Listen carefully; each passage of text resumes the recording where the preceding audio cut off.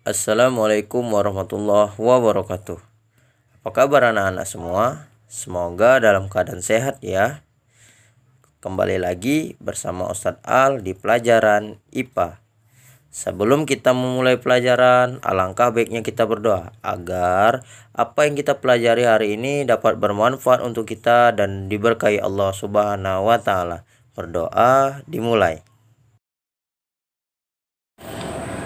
أعوذ بالله من الشيطان الرجيم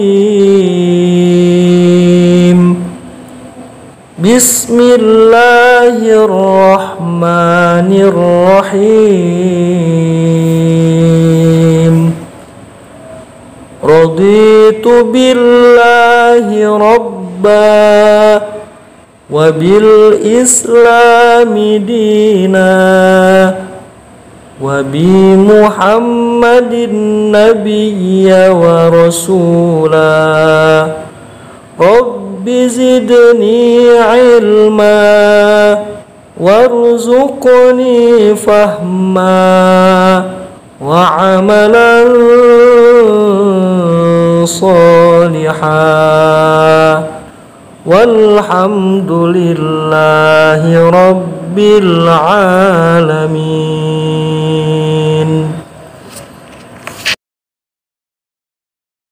Oke, baiklah anak-anak. Hari ini kita akan membahas mengenai materi baru di bab 3 pelajaran IPA mengenai zat dan perubahannya. Ada yang tahu nggak apa itu zat? Zat bisa disebut sebagai materi juga. Di dalam ilmu IPA, zat adalah segala sesuatu yang mempunyai massa dan menempati ruang. Artinya, ketika benda tersebut mempunyai massa dan menempati ruang, itu dia dikatakan sebagai zat atau materi dan memiliki sifat dapat dilihat, dapat diraba, dapat dipegang, dapat dicium, dan dapat dirasa. Nah, dari definisi yang sudah Ustadz paparkan tadi, bisalah kita simpulkan bahwa contoh dari zat itu banyak. Ini salah satunya yang saya contohkan, seperti kamu selaku makhluk hidup, manusia. Ada yang sering kamu siram apa? Tumbuhan, iya itu termasuk ke dalam zat. Hewan, air termasuk ke dalam zat Ustadz, iya. Udara yang kamu hirup termasuk zat tidak? Iya. Asap ketika kamu bakar sampah ada asapnya, itu termasuk zat? Iya. Jadi segala sesuatu yang memiliki massa dan menempati ruang. Nah, sekarang sudah paham kan apa itu zat? Pernah nggak kamu lihat air? Pasti pernah dong. Air itu contoh sederhana apabila diberi perlakuan dia dapat berubah. Nah, perubahan bentuk pada air ini bisa disebut dengan fase zat. Jadi, zat di dalam perubahannya terbagi 3. Ada zat padat, zat cair, dan zat gas. Mari kita bedah satu persatu. Baiklah, yang pertama kita akan membahas mengenai zat padat. Adapun karakteristik dari zat padat yaitu memiliki bentuk yang tetap dan volumenya tetap, artinya tidak berubah-ubah. Letak partikel penyusun zat padat sangat berdekatan dan memiliki gaya tarik-menarik antar partikel yang sangat kuat dan sangat berdekatan sehingga gerakan antar partikelnya tidak bebas. Pada zat padat memiliki gerakan partikel yang terbatas, yaitu bergetar dan berputar di tempat saja. Untuk yang kedua ada zat cair. Bentuk dari zat cair berubah-ubah sesuai dengan wadahnya. Nah, jadi zat cair ini membentuk sesuai wadahnya. Kalau dia di cangkir sesuai cangkir, kalau dia di mangkok maka bentuknya sesuai mangkok dan sebagainya. Volumenya tetap dan gerakan partikel-partikel penyusun zat cair cukup bebas dan tidak terikat.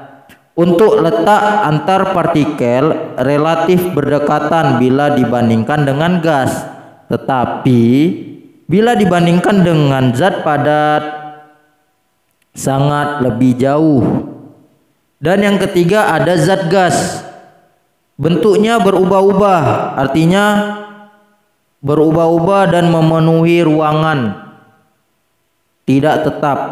Untuk volumenya pun berubah-ubah dan bentuknya berbentuk udara. Letak partikel-partikel sangat berjauhan serta partikel-partikel penyusun zat gas dapat bergerak dengan sangat bebas dan gaya tarik-menarik antar partikelnya hampir tidak ada. Dari apa yang kita pelajari tadi bahwa wujud zat ada 3. Yang pertama zat padat, zat cair, dan zat gas. Nah, zat tersebut dapat mengalami perubahan fase, yaitu perubahan ke dalam bentuk zat yang lainnya. Ada 6 perubahan wujud zat. Yang pertama membeku, yaitu perubahan antara zat cair ke zat padat. Apa contohnya? Air yang didinginkan ke dalam kulkas sehingga menjadi es batu. Apalagi lilin yang sudah meleleh lalu didinginkan sehingga kembali menjadi padat, dan sebagainya. Yang kedua yaitu mencair. Perubahan mencair yaitu zat padat menjadi zat cair. Apa contohnya? Es batu tadi yang dipanaskan sehingga mencair. Apalagi contohnya? Ketika lilin dipanaskan dia mencair, dan mentega dipanaskan dengan minyak dia mencair, dan masih banyak yang lainnya. Yang ketiga yaitu menguap. Ini perubahan zat dari cair ke gas. Apa contohnya? Ketika kamu masak air, dipanaskan air itu dia akan menguap sehingga airnya habis. Airnya itu tadi menguap menjadi gas. Apalagi contohnya? Cari sendiri. Yang keempat, mengembun. Apa perubahan zat pada contoh mengembun ini? Perubahan zat antara zat gas menjadi zat cair. Iya. Apa contohnya? Contohnya ketika di pagi hari pasti kamu bisa melihat embun di rumput. Nah, itu adalah proses pengembunan. Apalagi contohnya? Misalkan buat teh manis pakai es. Ya kan? Nanti di luar gelas dari gelasmu itu pasti akan ada air.